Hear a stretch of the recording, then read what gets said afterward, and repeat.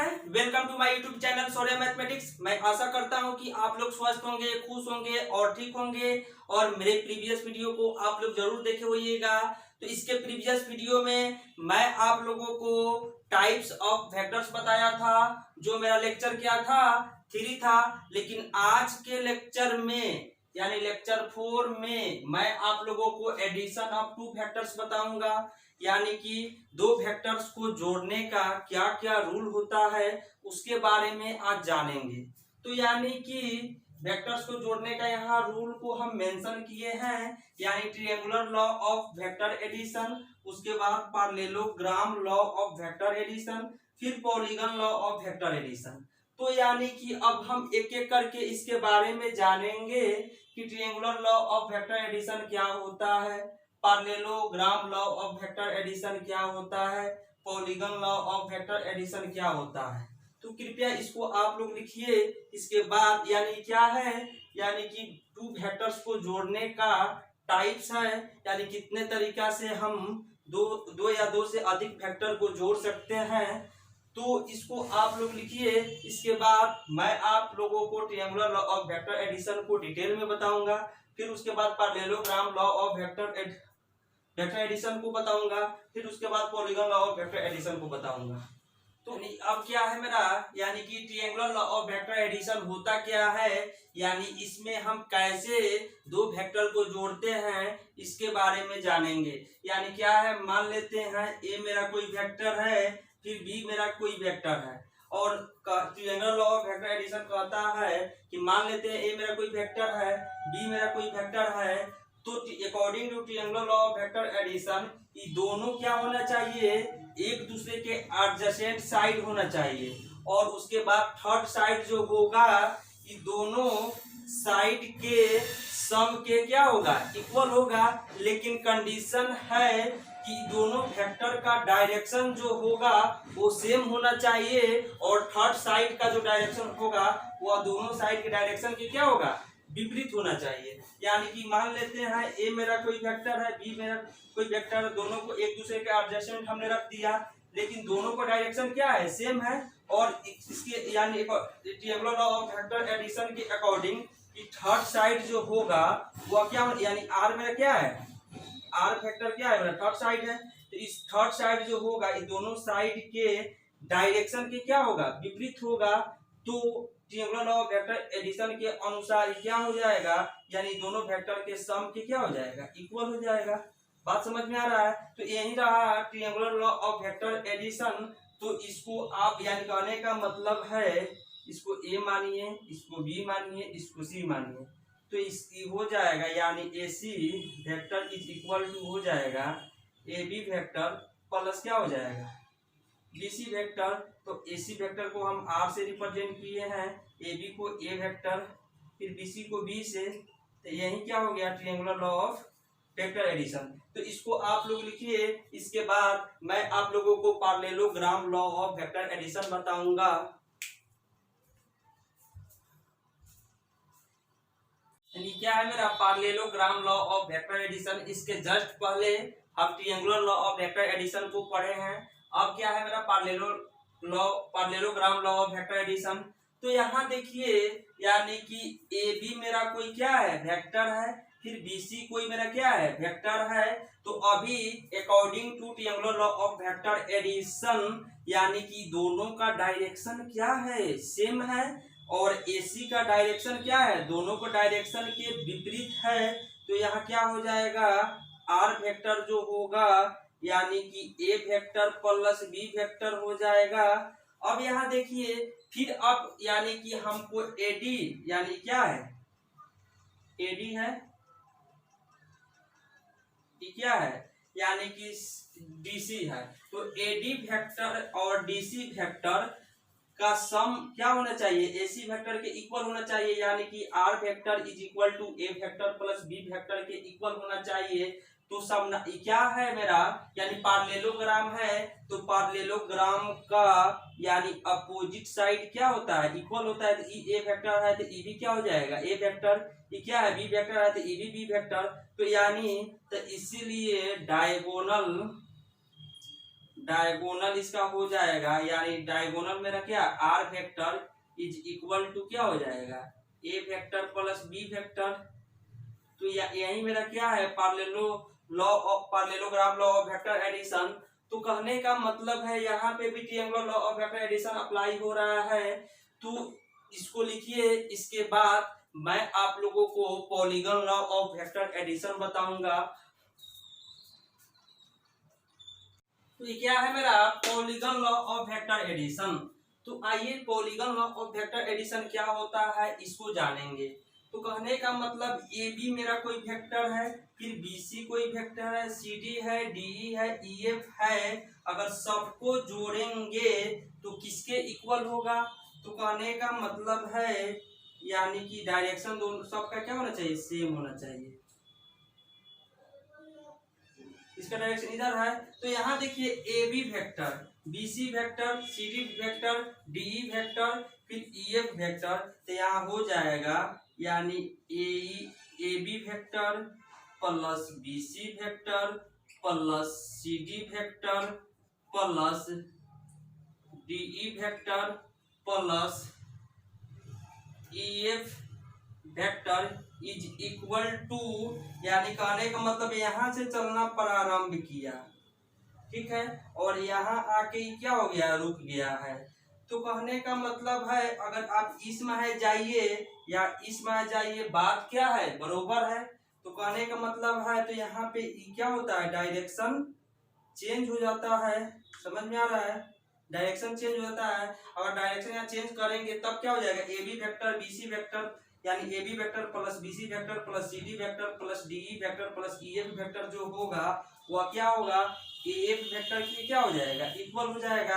तो यही क्या है, polygon law of vector addition. अब आइए यानी कि इसको हम प्रूव करते हैं कि कैसे होता है। तो आइए मेथड 1 है मेरा, मान लेते हैं ए बी मेरा कोई वेक्टर है, बी सी है, फिर सी डी है, फिर डी ई है, फिर ई एफ है। इसको भी सेम डायरेक्शन में मान लीजिए। तो कहने का मतलब ये क्या हो गया मेरा, यानी कि एफ ए है। तो यहाँ देखिए मान लेते हैं कोई बंदा है वह यहाँ से चलना स्टार्ट किया और जाकर फिर कहाँ आ गया, इसी पॉइंट पे आ गया। तो उसका डिस्प्लेसमेंट क्या हुआ, 0 हुआ, यानी 0 हुआ। तो यानी कहने का मतलब है, अब इसको हम लिख सकते हैं A B vector plus B C vector plus C D vector plus D E vector plus E F vector plus F A vector is equal to 0। बात समझ में आ रहा है, यानी सबको जोड़ने के बाद क्या आएगा, मेरा डिस्प्लेसमेंट क्या हो गया, 0 हो गया, क्योंकि वह ए से चलना प्रारंभ किया था और ए पे आके रुक गया। तो क्या हुआ, यानी इसके लिए क्या हो जाएगा, ये 0 हो जाएगा। अगर ऐसा फिगर देगा तो इसके लिए polygon law of vector addition क्या हो जाएगा, यानी 0 हो जाएगा। तो अब देखिए यहाँ पे, यहाँ क्या करेंगे, अगर इसको हम आगे बढ़ाएंगे तो A B vector plus B C vector plus C D vector plus D E vector plus E F vector is equal to minus F A vector, यानी इस एफ ए को कहाँ, उधर भेज दिए। तो यहाँ देखिए एफ ए यानी एफ ए वेक्टर और ए एफ वेक्टर, यानी कि कहने का मतलब है यहाँ पे देखिए सिंस यानी कि A F vector is equal to minus A F vector. समझ में आ रहा है, यानी कहने का मतलब है अगर यहाँ पे डायरेक्शन चेंज करते हैं तो क्या लग जाता है, माइनस लग जाता है। तो इसीलिए A B vector plus B C vector plus C D vector plus D E vector plus E F vector is equal to क्या हो जाएगा, ए एफ वेक्टर। यानी यही मेरा क्या हुआ, प्रूफ हो गया ये। अब आइए यानी एक और मेथड है उसका यूज करके हम प्रूफ करते हैं। तो यहाँ देखिए, यहाँ मेथड मेरा क्या है, 2 है। तो मेथड 2 से हम इसको कैसे प्रूफ करेंगे। तो आइए triangular law of vector addition का यूज करके हम क्या करेंगे, इसको प्रूफ करेंगे। तो हम जानते हैं कि A B vector plus B C vector plus C D vector plus D E vector plus यानी कि A B vector B C vector R1 vector, फिर R1 vector C D vector R3 vector, फिर R3 vector D E vector R4 vector, फिर R4 यानी क्या हो जाएगा, यानी कहने का मतलब डी फिर क्या लिखेंगे यानी प्लस EF वेक्टर। तो यहाँ देखिए जब इसको हम आगे बढ़ाएंगे तो क्या होगा, तो इस फिगर में ध्यान दीजिए, इस फिगर में तो अभी हमने triangular law of vector addition बताया है कि A B vector B C vector तो क्या होता है, दोनों का डायरेक्शन सेम है तो इसका डायरेक्शन क्या हो जाएगा, विपरीत हो जाएगा, इसको R1 वेक्टर मान लेंगे। तो यहाँ लिखेंगे यानी A B plus B C vector के जगह पर हम R1 वेक्टर लिख सकते हैं plus C D vector plus D E vector plus E F vector. बात समझ में आ रहा है। फिर इसके बाद यानी कि यहाँ से हम क्या करेंगे, डी को यानी कि ए डी को मिलाएंगे तो इसको हम क्या मानेंगे यानी कि R2 वेक्टर मान लेंगे। तो फिर यहाँ R1 वेक्टर देखिए इसका डायरेक्शन और इसका डायरेक्शन सेम है जबकि इसका क्या है, विपरीत है, तो यहाँ R1 वेक्टर और सी डी वेक्टर क्या हो जाएगा, इसका के जगह पर हम क्या रख सकते हैं, R2 रख सकते हैं, R2 vector plus D E vector plus E F vector. अब देखिए यहाँ R2 वेक्टर, अब देखिए यहाँ R2 वेक्टर का डायरेक्शन और डी ई वेक्टर का डायरेक्शन सेम है तो एक हम विपरीत डायरेक्शन ले लेंगे। समझ में आ रहा है। तो ये क्या हो जाएगा मेरा R3 वेक्टर हो जाएगा। तो यहाँ लिख सकते हैं दोनों के जगह पर हम R3 वेक्टर यानी R3 वेक्टर प्लस क्या हो जाएगा EF वेक्टर। तो यहाँ देखिए R3 वेक्टर और EF वेक्टर क्या होता है यानी कि यानी देखिए डायरेक्शन कहाँ है यानी A से F की तरफ है तो यहाँ क्या हो जाएगा AF वेक्टर। तो यहाँ देखिए हमने इतना लेकर चला तो हमको क्या आ गया AF वेक्टर आ गया तो इसीलिए इतना इज इक्वल टू क्या हो जाएगा, इतना हो जाएगा। तो यानी सेकेंड मेथड से भी हमने क्या किया, प्रूव किया। तो आइए यानी कि इसको आप लोग लिखिए तो इसके बाद मैं आप लोगों को यानी कि कुछ आगे वाले कंसेप्ट को बताऊंगा।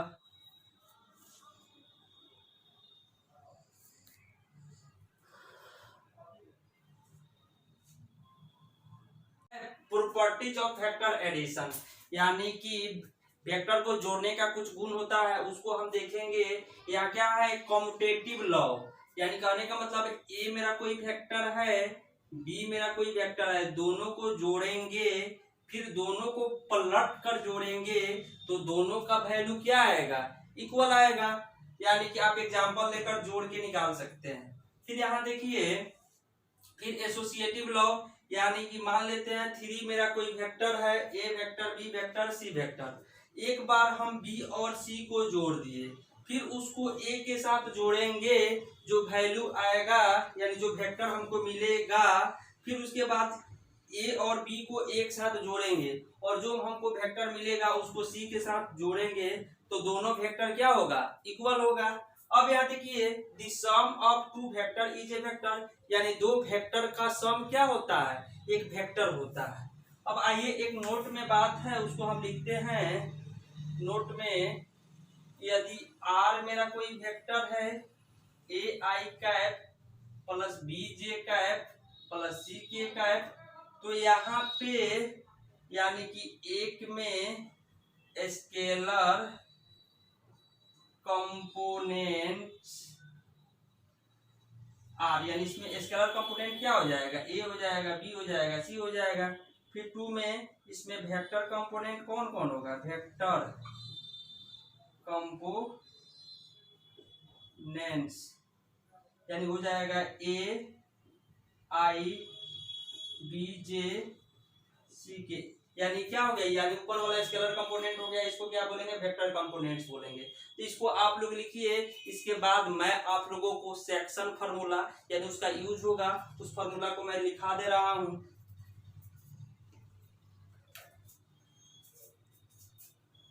अब क्या है मेरा ये सेक्शन फार्मूला, विभाजन सूत्र, यानी इसको आप लोग 10th क्लास में प्रूफ के साथ पढ़े होइएगा। तो आइए इंटरनली डिवीजन, यानी इंटरनली डिवीजन का मतलब है, यानी ए मेरा कोई वेक्टर है, बी मेरा कोई वेक्टर है, इसके बीच में कोई आर वेक्टर यानी डिवाइड कर रहा है, तो इसके लिए फॉर्मूला, यानी कि वह एम और एन रेशियो में क्या कर रहा है, डिवाइड कर रहा है। तो इसके लिए फॉर्मूला हो जाएगा R vector is equal to M B vector plus N A vector, यानी कि एम जो होगा बी के साथ मल्टीप्लाई होगा और एन जो होगा वो ए के साथ मल्टीप्लाई होगा, और दोनों के सम बाटा ई दोनों का सम हो जाएगा, यानी एम प्लस एन का से डिवाइड लग जाएगा। तो यही हुआ आपका क्या सेक्शन फार्मूला, यानी कहने का मतलब, यानी एम बी वेक्टर प्लस यानी कि एन ए वेक्टर बाटा एम प्लस एन। फिर वैसा ही एक्सटर्नली डिवीजन, कहने का मतलब ए मेरा कोई वेक्टर है, बी मेरा कोई वेक्टर है, इसके बाहर कोई आर वेक्टर यानी डिवाइड कर रहा है एम और एन के रेशियो में, तो उसके लिए यानी रिजल्टेंट वेक्टर मेरा हो जाएगा एम बी वेक्टर, यानी एम बी वेक्टर में से एन ए वेक्टर घट जाएगा बटा एम माइनस एन हो जाएगा, यानी टोटल में से एन को घटा देंगे। तो यही मेरा क्या हुआ एक्सटर्नली डिवीजन हुआ, इसको आप लोग लिखिए। और एक और मेरा क्या है, यानी मिड पॉइंट डिवीजन। तो मिड यानी क्या है मेरा 3 नंबर में, यानी कि मिड पॉइंट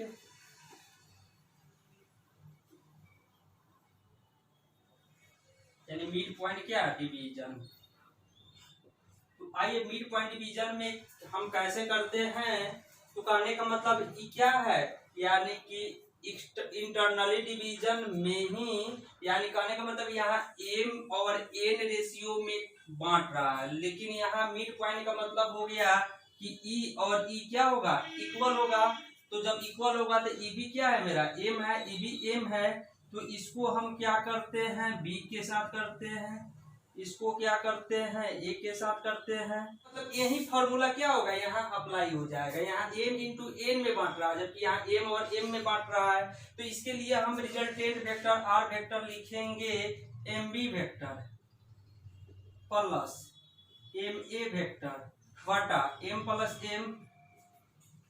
तो इसीलिए R vector is equal to हो जाएगा, एम कॉमन निकालिए तो B vector plus A vector बटा 2m, एम से एम कट जाएगा, तो यहाँ क्या हो जाएगा, इसलिए R vector is equal to हो जाएगा B vector plus A vector बटा क्या हो जाएगा 2, यानी इसी को हम एक स्टेप और बढ़ा दीजिए तो क्या हो जाएगा R vector is equal to A vector plus B vector by 2, यानी अभी ने हमने प्रॉपर्टीज लिखाया है A vector plus B vector लिखिए या B vector plus A vector लिखिए, दोनों बात क्या है बराबर है। तो मिड पॉइंट डिवीजन के लिए यही फॉर्मूला लागू होता है, तो इसको आप लोग लिखिए। इसके बाद यानी कि एक कंसेप्ट और है उसको बता दे रहा हूं।